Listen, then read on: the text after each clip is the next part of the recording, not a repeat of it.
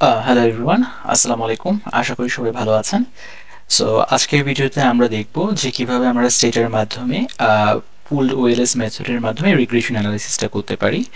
So last ভিডিওতে আমরা দেখেছিলাম হচ্ছে কিভাবে স্টেটার এই সেম ডেটা সেট ইউজ করার মাধ্যমে আমরা হচ্ছে কোরিলেশন ম্যাট্রিক্স ক্রিয়েট করতে পারি।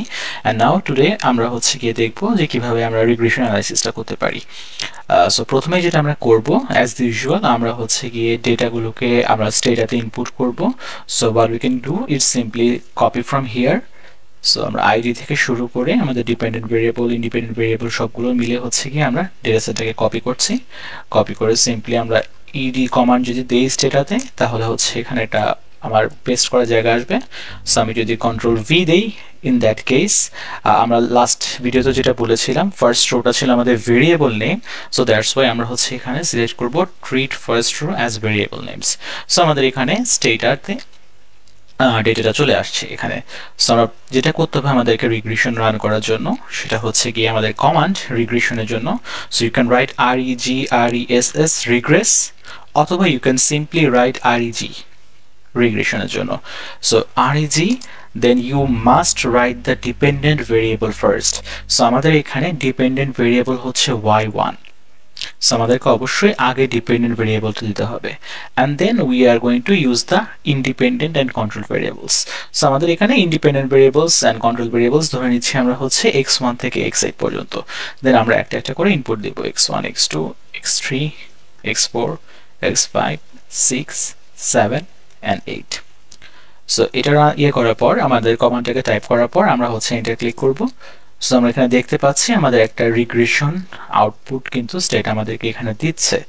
সো এখানে আমাদের কি কি জিনিস আছে আসলে, সো এখানে আমাদের ডিফারেন্ট স্ট্যাটিস্টিক্স দেয়া আছে। আমাদের উপরে আমাদের দেয়া আছে নাম্বার অফ অবজারভেশনস 270। সো আমাদের যেগুলো যেগুলো লাগবে মেইনলি আর কি, আমাদের এফ স্ট্যাটিস্টিক্সের ভ্যালু দেওয়া আছে এবং এটা বলা আছে সিগনিফিক্যান্ট, যেহেতু হচ্ছে আপনার 0.0000। সো সিগনিফিক্যান্স লেভেলটা আমরা আসলে ডিটারমাইন করি কিভাবে। সাম পিপল থিঙ্ক দ্যাট যে 0.1 বা 10%-এর নিচে হলে আমরা ওটাকে সিগনিফিক্যান্ট বলতে পারি। কেউ কেউ বলে হচ্ছে আপনার 5% বা 0.05-এর নিচে হলে, কেউ কেউ বলে হচ্ছে 1%-এর নিচে হতে হবে বা 0.01। So the thing is typically আপনার যদি অ্যাভারেজ লেভেলের আপনি হচ্ছে পাবলিকেশনগুলোর কথা চিন্তা করে দেখেন, ইন দ্যাট কেস 10%ও অনেকে হচ্ছে আপনার এটাকে একটা গুড রিলেশনশিপ হিসেবে ধরে নেয়, মানে সিগনিফিক্যান্ট রিলেশনশিপ হিসেবে ধরে নেয়। বাট ইন মোস্ট কেসেস যেটা দেখা যায় যে ওকে 10% is good enough, but the lower the probability value the better the relationship or the significant the relationship. So যত কম হবে তত বেটার আর কি। সো এখানে আমরা দেখতে পাচ্ছি 0.0000 which means totally significant, and if statistics significant হওয়ার মানে হচ্ছে আপনার এই মডেলটা হচ্ছে ওয়েল ফিটেড আমাদের এখানে। সো আমরা এখানে আর স্কোয়ার ভ্যালু দেখতে পাচ্ছি 0.3374, অ্যাডজাস্টেড আর স্কোয়ার দেওয়া আছে 0.3171। সো বোথ আর গুড, কোয়াইট গুড ইনফ্যাক্ট। তারপরে আমাদেরকে এখানে হচ্ছে আরও কিছু স্ট্যাটিস্টিক্স দেওয়া আছে যেগুলো আপাতত আমাদের দরকার নেই, বিকজ আমরা এগুলো নর্মালি প্রেজেন্ট করি আসছে আমাদের রিসার্চের ক্ষেত্রে বা থিসিসের ক্ষেত্রে আর কি। সো আমরা নিচে যদি দেখি আমাদের এখানে আসলে মেইন কনসার্ন আমাদের এখানে দেওয়া আছে হচ্ছে এখানে ভেরিয়েবলের লিস্টগুলো। প্রথমটা হচ্ছে আমাদের ডিপেন্ডেন্ট ভেরিয়েবল, দেন হচ্ছে আমাদের ইন্ডিপেন্ডেন্ট ভেরিয়েবলস লিস্ট, আর কনস্ট্যান্টের ভ্যালু দেওয়া আছে। আমাদের কোএফিশিয়েন্টের এখানে ভ্যালু, প্রত্যেকটা কোএফিশিয়েন্ট ভ্যালু দেওয়া আছে, যে হচ্ছে কি আপনার এক্স যদি 1% চেঞ্জ হয় ইন রিটার্ন আপনার y1 কতটুকু চেঞ্জ হচ্ছে, বা 1 ইউনিট চেঞ্জ হলে ইন রিটার্ন y কতটুকু চেঞ্জ হচ্ছে। সো কোএফিশিয়েন্টের ভ্যালু দেওয়া আছে, স্ট্যান্ডার্ড এররের ভ্যালু দেওয়া আছে, টি স্ট্যাটিস্টিক্স দেওয়া আছে, প্রবাবিলিটি অফ টি স্ট্যাটিস্টিক্স দেওয়া আছে, এবং আমাদের 95% কনফিডেন্স ইন্টারভ্যালের দুইটা ভ্যালু দেওয়া আছে। তো আমরা এখানে আসলে এখান থেকে কিভাবে বুঝবো যে হচ্ছে whether the relationship is positive or negative and whether it is significant or insignificant. So এটার জন্য আমাদেরকে মেইনলি দুইটা জিনিস দেখতে হবে। So in order to determine whether it is a positive relationship or a negative relationship, we have to look at the symbols in front of the coefficient values. So আমরা দেখতে পাচ্ছি y1 এর সাথে x1 থেকে শুরু করে x8 পর্যন্ত দেখছেন যে সামনে কোনো মাইনাস সাইন নেই, দ্যাট মিনস হচ্ছে এটা positive relationship. So x1 and y1 are positively related. Same goes for x2 and y1, x3 and y1. So all these are positively related. However, constant is negatively related, যেহেতু একটা minus sine দেওয়া আছে। So আমরা এখান থেকে রিলেশনশিপের ডিরেকশনটা বুঝতে পারছি, whether it's a positive or negative.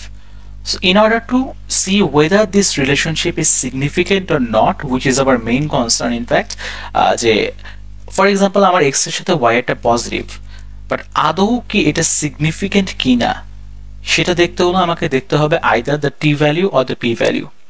So typically আমরা যেটা দেখি, আমরা পি ভ্যালুটাকে দেখি, এবং আমি একটু আগে যেটা বললাম, পি ভ্যালু যদি আপনার 10% এর নিচে হয় তাহলে আমরা বলতে পারি সিগনিফিকেন্ট, এবং 10% থেকে যত নিচে হতে থাকবে তার মানে হচ্ছে তত বেশি সিগনিফিকেন্ট। সো 10%, 5%, 1% এভাবে করে দেখতে পারি। সো আমাদের এখানে পি ভ্যালু দেওয়া আছে হচ্ছে আপনার 0.028, so which is equivalent to 2.8%, so it is lower than 10%, অথবা 0.1 এর থেকে নিচে আছে। সো আমরা এখানে দেখতে পাচ্ছি this is significant, this also is significant, this one is as well significant, এটাও significant, this one is significant as well, however this is not significant. So y1 এর সাথে x6 এর পজিটিভ রিলেশনশিপ থাকলেও রিলেশনশিপটা significant না, because প্রবাবিলিটির value 0.1 এর উপরে আছে এক্ষেত্রে। So that's why this is not significant over here. So in order to find out the significance of the relationship, you have to look at the probability values. Okay, so এটা হচ্ছে আমাদের মোটামুটি regression related. এই রিগ্রেশনটাকে আমরা কিভাবে thesis পেপারে বা হচ্ছে রিসার্চ পেপারে প্রেজেন্ট করব সেটা নিয়ে আমি আরেকটা ভিডিওতে আলোচনা করব। এখানে আমি আরো দুইটা জিনিস দেখিয়ে দিই। যেহেতু আমাদের এটা একটা রিগ্রেশন মডেল, সো এখানে আমাদের প্রথমে দেখতে হবে যে এখানে কোনো হেটেরোস্কেলেস্টিসিটি আছে কিনা। সো হেটেরোস্কেলেস্টিসিটি থাকলে সেটাকে আমরা কিভাবে ডিটেক্ট করব এবং সেটাকে আমরা কিভাবে রিফাইন করব বা রিমুভ করব সেটা আমি একটু এখন দেখাচ্ছি। সো হেটেরোস্কেলেস্টিসিটি দেখার জন্য প্রথমেই আপনাকে রিগ্রেশন মডেলটাকে আগে রান করতে হবে স্টেটাতে। সো আমরা এখানে রিগ্রেশনটাকে রান করলাম, এরপর আমাদের কমান্ডটা দিতে হবে স্ট্যাট হিট টেস্ট বা হেটেরোস্কেলেস্টিসিটি টেস্ট, হিট টেস্ট। সো এটা দিলে আমাদের এরকম একটা ভ্যালু দেবে তারা। সো এখানে আমাদের মেইন কনসার্নটা হচ্ছে কি আমাদের this one, if this value is significant, that means less than 0.1 or less than 10%, it means there is heteroscedasticity in the model, যে এই মডেলের ভিতরে heteroscedasticity আছে। যদি এটা 10% বা 0.1 এর উপরে হয়, that means this model does not have any heteroscedasticity issue. So আমাদের এখানে দেয়া আছে হচ্ছে 0.39, which means this model is free from heteroscedasticity. However, if we think that, if we suppose that যে এখানে আসলে 0.39 না, এটা হচ্ছে 1% 10% এর নিচে, সেক্ষেত্রে আমরা এটাকে কিভাবে ঠিক করব? খুবই সিম্পল, আমাদেরকে জাস্ট আগে রিগ্রেশন মডেলটাকে আবার লিখতে হবে, বা সিম্পলি এখানে আমরা যদি আরেকবার ক্লিক করি এখানে এটা আবার চলে আসবে একবার ক্লিক করলে। সো এটা আনার পরে শেষের দিকে কমা দিয়ে আমরা লিখব হচ্ছে রোবাস্ট। সো রোবাস্ট দিলে যেটা হবে দেখবেন যে আপনার কোএফিশিয়েন্টের ভ্যালুগুলো কিন্তু চেঞ্জ হচ্ছে না, বাট চেঞ্জ হবে হচ্ছে আপনার প্রবাবিলিটি ভ্যালু। সো এখানে ছিল 0.028, এখানে চলে আসবে হচ্ছে 0.029। সো এখানে চেঞ্জগুলো হবে আর কি। আর অন্যান্য আপনার হচ্ছে গিয়ে যেই কোএফিশিয়েন্ট আছে সেটাতে কোনো চেঞ্জ আসবে না। সো এটার মাধ্যমে আপনি আপনার মডেল থেকে হেটেরোস্কেলেস্টিসিটিটা রিমুভ করতে পারবেন।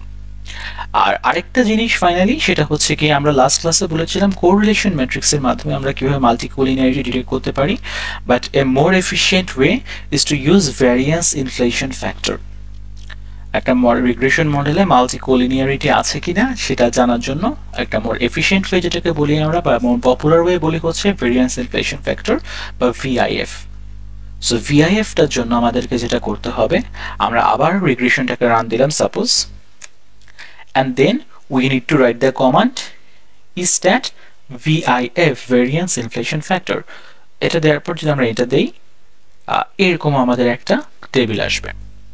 সো এখানে VIF ভেরিয়েবলস দেওয়া আছে, VIF এর ভ্যালু দেওয়া আছে, এবং VIF এর হচ্ছে ইনভার্স ভ্যালুটা দেওয়া আছে ডিভাইড বাই 1, মানে প্রত্যেকটাকে 1 দিয়ে ভাগ করলে এই ভ্যালুগুলো আসে। সো আমাদের মেইন কনসার্ন হচ্ছে এটা VIF, পার্টিকুলারলি দিস ওয়ান।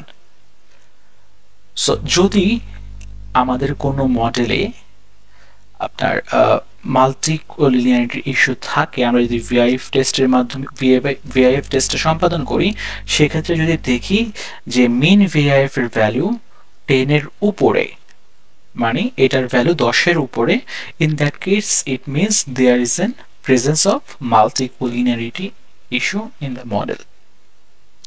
আর যদি মিন ভিআইএফটা 10-এর নিচে হয়, তার মানে হচ্ছে এখানে মাল্টিকোলিনিয়ারিটি ইস্যু নেই। হাউএভার অ্যাকর্ডিং টু উলরিচ, আমাদের ভিআইএফ এর একটা স্ট্যান্ডার্ড ভ্যালু হওয়া উচিত 1 থেকে 10-এর মধ্যে, 1-এর নিচে না, 10-এর উপরে না। যদি 1-এর নিচে হয়, ইট মিনস হচ্ছে গিয়ে মডেলটা কিছুটা বায়াসনেস থাকতে পারে, the model may be biased. But আর যদি 10-এর উপরে হয়, that means there is a presence of multicollinearity. So you must figure it out যে আপনার মডেলে আপনার ভিআইএফ এর ভ্যালু কত আসে। যদি 10-এর উপরে আসে, তার মানে মাল্টিকোলিনিয়ারিটি আছে। Then you need to identify which value is creating such high mean VIF. So এই হচ্ছে গিয়ে আমাদের মোটামুটি রিগ্রেশন অ্যানালাইসিস নিয়ে, particularly for the pooled OLS method.